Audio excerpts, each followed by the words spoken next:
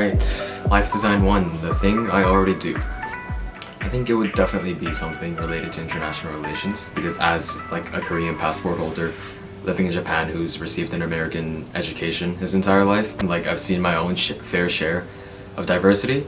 Plus I've begun to like really enjoy this like international lifestyle, I guess, and that's something I definitely want to continue. Like I just don't want to be kept bound to one country or like one location. I think that's just gonna be really frustrating considering the life I've had up until now. So I guess to make something like that happen, I would probably like pursue like international relations or like a global affairs degree, and then maybe try to go into like diplomacy or some sort of like foreign service worker maybe. But as like a non-American citizen, like going to college in America it's very expensive and it's a huge investment.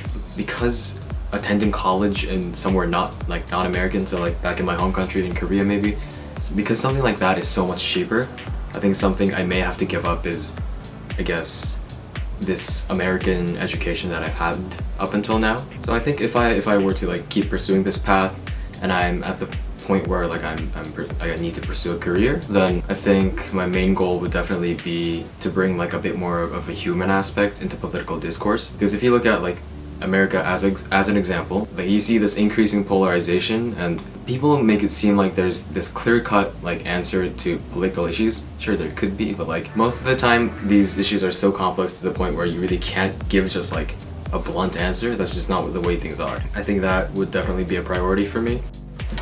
Okay, so Life Design 2. So it's not drastically different from Life Design 1, but instead of, you know, looking for like a foreign job or like an international kind of thing, I would definitely try to pursue a degree in law inside Korea and, you know, definitely try to become like some sort of politician maybe. I mean, this I really can't say for sure. Maybe it's because of my unhealthy addiction for law K-dramas.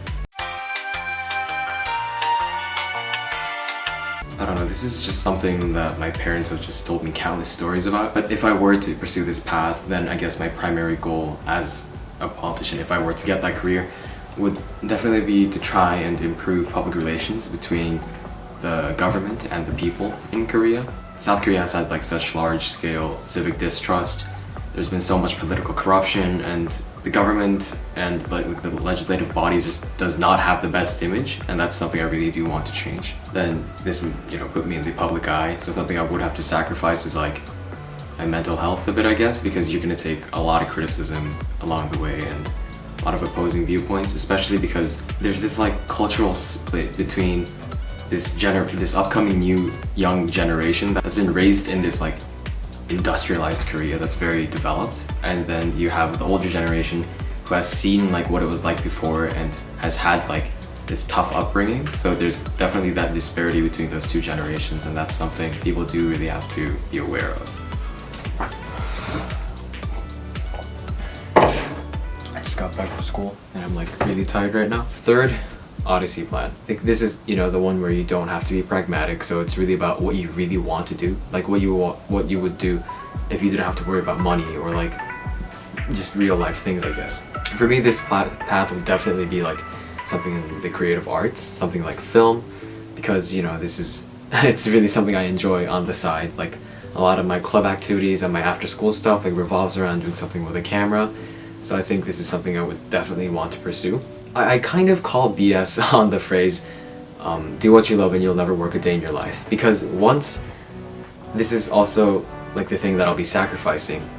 Because once the thing that you do for a hobby or something that you do for fun, as like a stress reliever, once that becomes your job and the thing that you like depend on for sustenance, then it's gonna feel like work. It's gonna be something that you need to do no matter. Even if you're not in the mood for it, it's not gonna be just fun all the time. Yes. But in such a Odyssey plan where I don't have to worry about, you know, money or like any like real world stuff, I would definitely want to do the creative arts because it'll be like, you know, playing every day almost. You know, to get this sort of job, like maybe like a film director or like a director of photography, I would definitely like pursue a degree in that. So maybe like try to attend college in like a major hub, like somewhere in California or maybe New York if I want to get into television and like podcasts, like or like musicals and stuff, and like plays, those seem really fun too. The problem I would definitely try to solve is like the lack of Asian American or like just Asian representation. Asian like entertainment is so popular worldwide, yet you never see much of it. You never see much representation in American media. So, you know, I think that would be something I would definitely try to work on and encourage.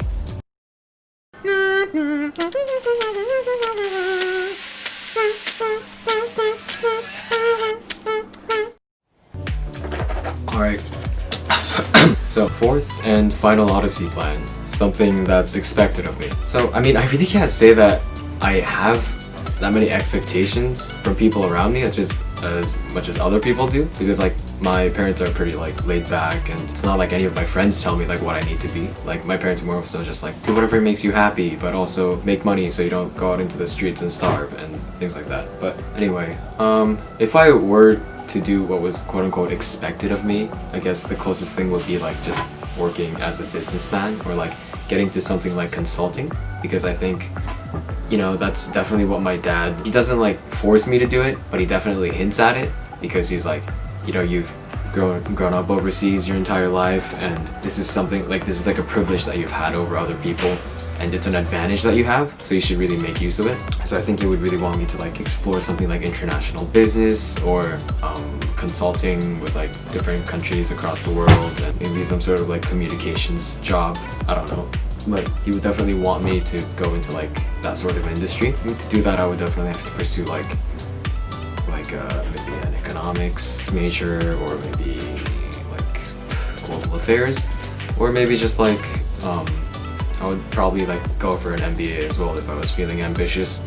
And I guess if I do get into that sort of job, the one goal I would try to solve is like, I guess if I do get that sort of job, the thing I would try to work on is making sure that client expectations are like actually realistic, because I feel like the world nowadays has become so competitive to the point where like there's so much technological innovation, there's so many entrepreneurs, people have so many new ideas, and in a world like that, if you're a consultant and you have a client, they're gonna expect so much from you, but you're only human, and there's a limit to what you can do. Making sure that people aren't like overworked and having realistic expectations for them is something I would try to make sure is a thing. As a person who's always desired a sense of security in his life, I'm not sure how I'm gonna feel about having multiple career changes in the future. Moving forward, I want to learn to embrace that sense of uncertainty and understand that humans are nothing more than a speck in the grand scheme of the universe. And I hope that understanding this will put my mind at ease.